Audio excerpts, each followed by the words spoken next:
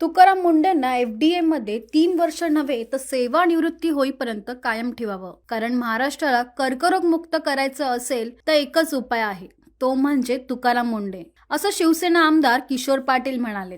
पाहूया.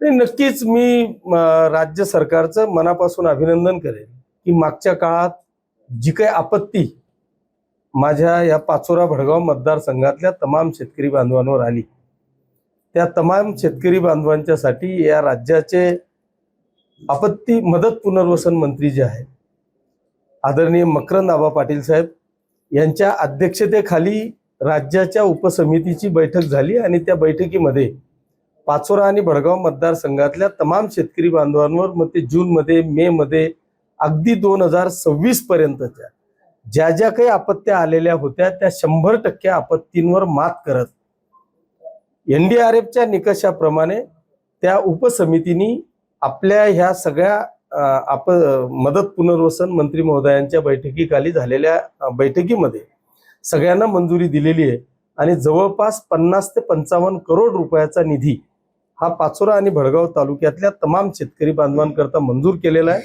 तो येणाऱ्या 8 दिवसाच्या आत तो मला असं वाटतं की राज्यातल्या आपल्या मतदारसंघातल्या तमाम शेतकरी बांधवांच्या खात्यावर पडेल. आपण त्या ठिकाणी विधानसभेमध्ये तुकाराम मुंडे यांची त्या ठिकाणी कायमस्वरूपी एफडीएचे जे आयुक्त आहेत त्या ठिकाणी जे नेमणूक राहू द्यावी अशी देखील मागणी केलेली. काय सांगा? हे मी खरोखर अगदी अभिमानाने सांगेल की मी तो प्रश्न उचलला आणि हा प्रश्न मला असं वाटतं की खऱ्या अर्थाने महाराष्ट्रातल्या तमाम जनतेच्या मनातला तो प्रश्न होता. आपण जर परिस्थिती पाहिली की तुकाराम मुंढेंनी एफडीएचा कारभार हातात घेतल्या दिवसाचा राज्यातल्या दूध संघाचा आकडा दुधाचा आणि आत्ताचा दूध संघातल्या कलेक्शनचा आकडा याचा जर का आपण डिफरन्स पाहिला तर मला वाटतं 25% दूध हे दूध संघात येणं कमी झालं. मग हे 25% दूध कुठून येत होतं? तीच परिस्थिती, हे फक्त मी शासकीय दूध संघाचं सांगतोय, प्रायव्हेट डेअऱ्या वेगळ्या आहेत. आज 25% दूध कमी येणं, संकलन कमी होणं फक्त शासकीय दूध संघांमध्ये, याचा अर्थ गेल्या अनेक वर्षापासून आमचे बाल गोपाल सगळे तरुण तरुणी आई बालक वृद्ध ह्या सगळ्यांना विषारी दूध प्यावं लागत होतं, हे आता उघड झालेलं आहे. आणि म्हणूनच तेल तुम्ही जर का गावात गेले तर सुट्ट तेल तुम्हाला आता विकत मिळत नाही, पॅकिंग तेलच तुम्हाला आता विकत मिळतं. दुसऱ्या बाजूला पनीर तुम्ही मागा, गावात तुम्हाला पनीर भेटत नाही. खेड्यांवर जा, प्रत्येकाला व्यसन झालं होतं, शोक झालं होतं विमलच्या पुड्या किंवा आणखी त्या गुटख्याच्या पुड्या. आज अशी परिस्थिती आहे साहेब, दूध, पनीर, सुट्ट तेल, गुटख्याच्या पुड्या ह्या आता पूर्ण महाराष्ट्रात मुश्किलीने कुठेतरी एकदम रिस्क घेणारा घेत असेल तरच, नाही तर महाराष्ट्रात आज ते भेटत नाही.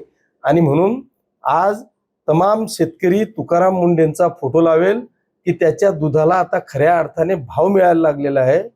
ओरिजिनल दूध मिळतंय म्हणून सगळा ग्राहक सुखावलेला आहे की आता तरी माझा मुलगा, माझी आई, माझी बायको किंवा मी स्वतः या कॅन्सर पासून मुक्त होईल, असं प्रत्येकाच्या मनात आता वाटायला लागलेलं आहे. आणि म्हणूनच माननीय तुकाराम मुंढेंना नुसतंच 3 वर्ष नाही तर रिटायरमेंट पर्यंत त्यांना ह्या एफडीए सारख्या जीवनावश्यक वस्तूंच्या ह्या डिपार्टमेंटमध्ये त्यांना ठेवावं, ही माझी नाही, महाराष्ट्रातल्या तमाम जनतेची इच्छा आहे.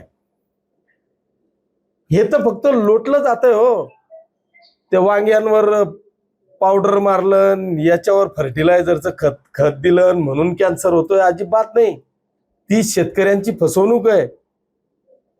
खरा मूळ आहे ना दूध आणि तेलावर आहे की जिथून खऱ्या अर्थाने कॅन्सर हा जो पसरतोय, की जो आपल्याला रोज त्याचावाला आधार घ्यावा लागतोय दुधाचा आणि तेलाचा, त्याच्यामुळे खऱ्या अर्थाने मी आजही त्या मताशी माझ्या सहमत आहे. तुकाराम मुंडेंना दिलं, एका चांगल्या डिपार्टमेंटला दिलं.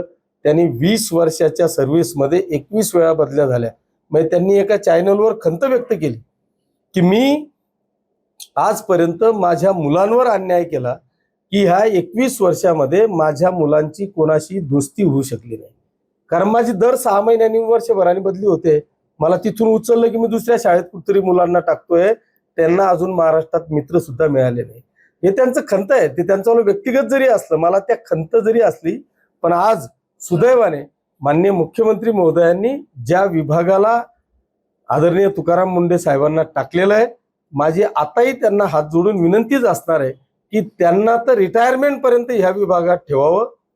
खऱ्या अर्थाने ह्या महाराष्ट्राला कॅन्सर मुक्त करायचं असेल तर त्याचा एकच इलाज आहे तुकाराम मुंढे.